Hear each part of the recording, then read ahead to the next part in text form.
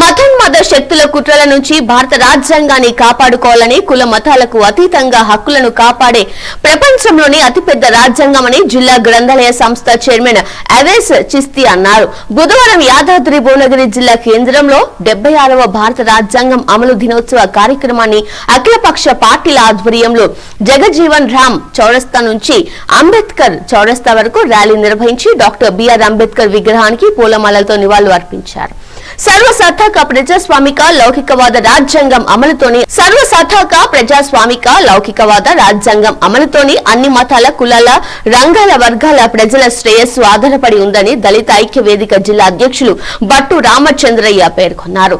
మాజీ municipal chairman బర్రే జహంగీర్ మాట్లాడుతూ విజ్ఞానం పరిజ్ఞానం సమాజ శ్రేయస్సు కోసం అలుపెరగని పోరాటం చేసిన బాబా సాహెబ్ అంబేద్కర్ సమాజంలోని అసమానతలు తొలగించేందుకు రాజ్యాంగ పరంగా ఎన్నో అవకాశాలు కల్పించారని, అందులో భాగంగా ప్రభుత్వ రంగ సంస్థలు ఏర్పాటు చేసిన నేడు ప్రభుత్వ రంగ సంస్థలన్నిటినీ నీరుగార్చారని ఆవేదన వ్యక్తం చేశారు. ఉన్నత వర్గాలతో పాటు మహిళలకు సమాజంలోని అన్ని రంగాల వర్గాల ప్రజలకు అన్ని సమాన హక్కులను కల్పించిన మహనీయుడు అంబేద్కర్ అని 1949లో రాజ్యాంగం అమలులోకి వచ్చిన నాటి నుంచి మానవ విలువలు హక్కులను కాపాడుకుంటూ వస్తున్న నేటి వాటిని కాలరాసేది కుట్ర జరుగుతున్నాయని బీఆర్ఎస్ నాయుడు కొలుపుల అమరేందర్ ఆవేదన వ్యక్తం చేశారు.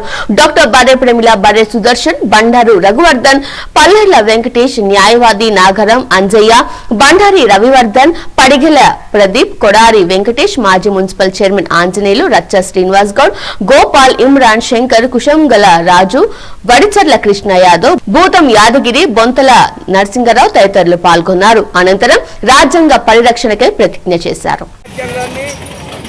రాజ్యాంగ పరిరక్షణ రాష్ట్ర కమిటీ సభ్యుడిగా రాజ్యాంగము ప్రమాదంలో పడ్డ పరిస్థితుల్లో ఈరోజు యాదాద్రి జిల్లా ప్రజా సంఘాలు ప్రజాప్రతినిధులు అందరం ఇక్కడ ఈ యొక్క రాజ్యాంగం పార్లమెంట్ సమర్పించి ఇది సర్వసత్తాక లౌకిక ప్రజాస్వామ్య భారతదేశమని చెప్పినటువంటి దాన్ని లౌకికాన్ని తీసేయాలి, లౌకిక తత్వాన్ని తీసేయాలి అనేటువంటి ఒక వాదన భారతదేశంలో తప్పుడు వాదన వస్తున్న దాన్ని ఈనాడున్నటువంటి యువతరం మేధావులు అందరూ కూడా రాజ్యాంగ పరిరక్షణ వేదిక తరఫున ఈ జిల్లా ప్రజలందరికీ కూడా నేను విజ్ఞప్తి చేస్తున్నా. రాజ్యాంగాన్ని పరిరక్షించుకోలే, సర్వసత్తాక ప్రజాస్వామ్య లౌకిక వ్యవస్థను అనేది తీసేయాలనుకుంటున్నారు. కాబట్టి కాపాడుకోవాల్సిన ప్రమాదం మనకున్నది. ఈ విషయంలో మీరందరూ కూడా ఈ గొప్ప కార్యక్రమంలో పాల్గొన్న అందరికీ, విద్యార్థులకు, మేధావులకు, రాజకీయ పార్టీలకు, ప్రజా సంఘాలకు, వివిధ సంఘాలందరికీ కూడా అభినందన. జై భీమ్, జై భారత్.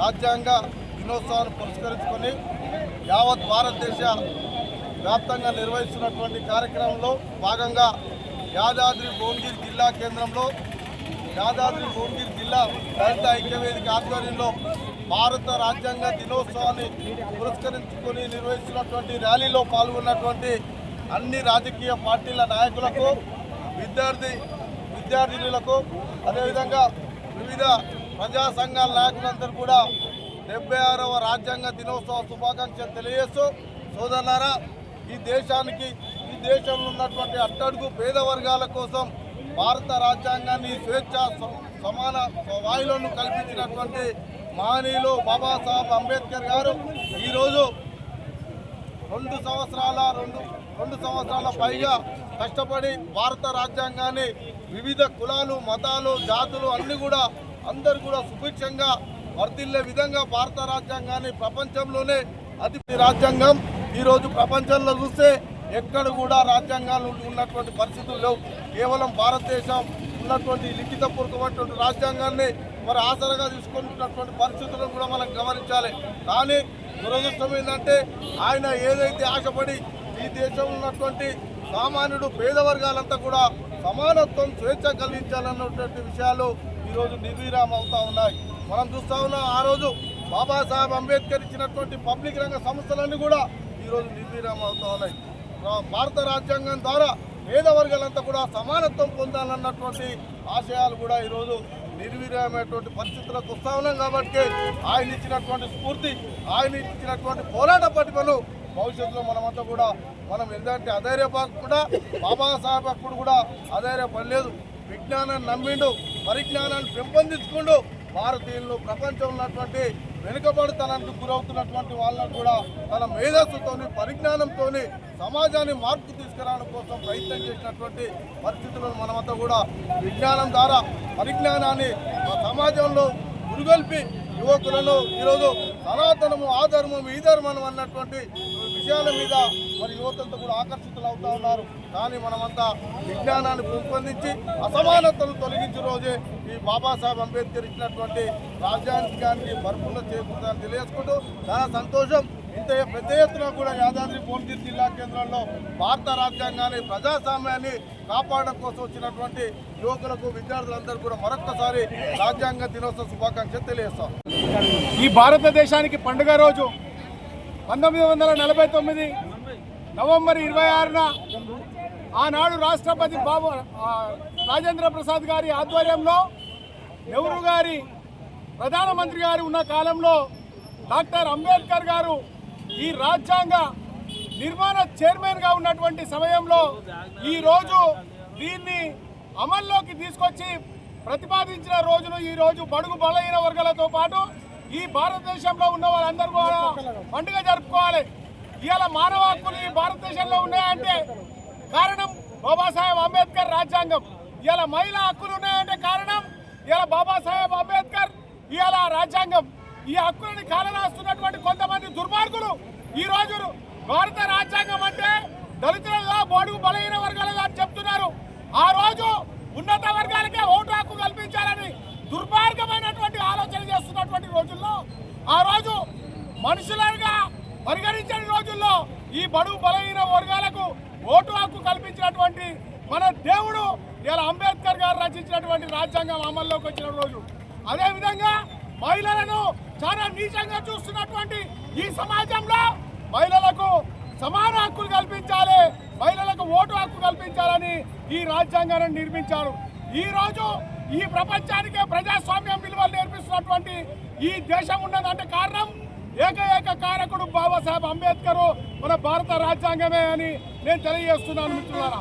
ఎందుకంటే తన ఇంట్లో తన కొడుకు చచ్చిపోయినా కానీ ఆ రోజు కొడుకు శవాని కోసం నేను భారతదేశానికి రాను, నాలాంటి బిడ్డలు ఎంతో మంది బిడ్డలు రేపు రానున్న రోజుల్లో చచ్చిపోతారు. కాబట్టి ఆ బిడ్డలను కాపాడుకోవడం కోసం, ఆ జాతులను కాపాడుకోవడం కోసం ఈ భారత రాజ్యాంగ 76వ వార్షికోత్సవం సందర్భంగా ఇక్కడికి ఇచ్చేసినటువంటి ఎస్సీ ఎస్టీ బీసీ మైనార్టీ మరియు ఓసీ సోదరులందరూ కూడా ఈ సందర్భంగా నేను శుభాకాంక్షలు తెలియజేస్తూ, ఆనాడు భారత రాజ్యాంగం ఎందుకు ఏర్పాటు చేయబడ్డది, ఈ భారత రాజ్యాంగంలో ఉన్నటువంటి ఆర్టికల్స్ షెడ్యూల్స్ ద్వారా అన్ని రకాల ప్రజలకు మరి సదుపాయం కల్పించడం అనేటువంటి జరిగింది. అశిక్షిత నివారణ అర్ధరాంతరం అనేటువంటిది రూపకల్పన జరిగింది. అదేవిధంగా ఇక్కడ అన్ని రకాల ప్రజలకు అందరికీ సమాన అవకాశాలు, అన్ని తరగతుల ప్రజలకు, అన్ని కులాలకు, అన్ని మతాలకు లౌకిక రాజ్యం అనేటువంటి మన ఈ రాజ్యాంగం ద్వారా ఏర్పాటు చేయడం జరిగింది.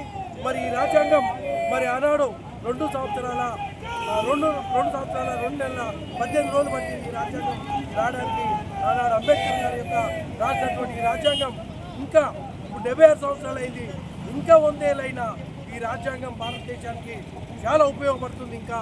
కాబట్టి దీన్ని మార్చాలని చూసేటువంటి కుయుక్తులకు, శక్తులకు, మతత్వ శక్తులకు మరి మేమంతా కూడా హెచ్చరిస్తున్నాం. అంబేద్కర్ రాసినటువంటి రాజ్యాంగం ఎప్పటికైనా ఇంకా 100-200 ఏళ్ళకైనా ఈ భారత రాజ్యాంగం ఈ భారతదేశ ప్రజలకు ఉపయోగపడుతుందని, మీ అందరికీ దీన్ని మార్చవలసిన అవసరం లేదని ఈ సందర్భంగా మేమంతా తెలియజేస్తున్నాం. ఈరోజు స్వాతంత్రం వచ్చి 79 సంవత్సరాలు అయింది.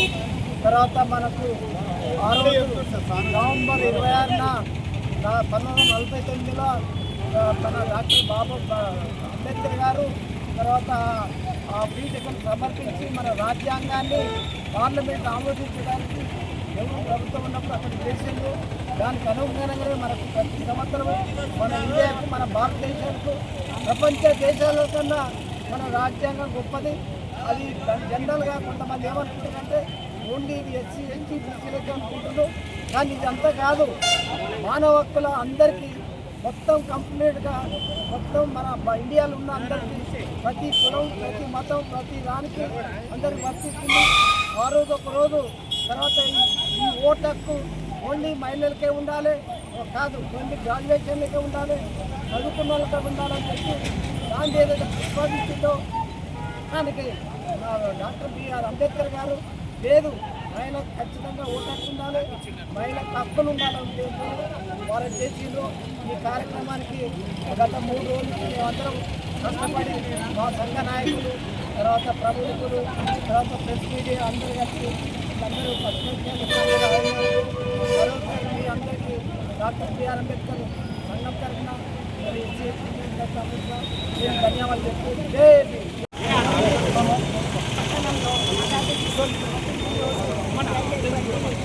రాజ్యాంగ పరిరక్షణ దినాన్ని మనం ఒక బాగా నిర్వహించాం. కానీ ఒకటి అంటే నేను ఒక్క విషయం చెప్పదలుచుకున్నది ఏంటంటే చాలామంది చదువుకున్న యువత, చదువుకున్న వాళ్ళు, ఉద్యోగస్తులు, గవర్నమెంట్ జాబ్ చేసేటప్పుడు కూడా ఈరోజు బాబాసాహెబ్ అంబేద్కర్ రాసిన రాజ్యాంగము తప్పు, ఇదంతా ఓన్లీ ఎస్సీ వాళ్ళకు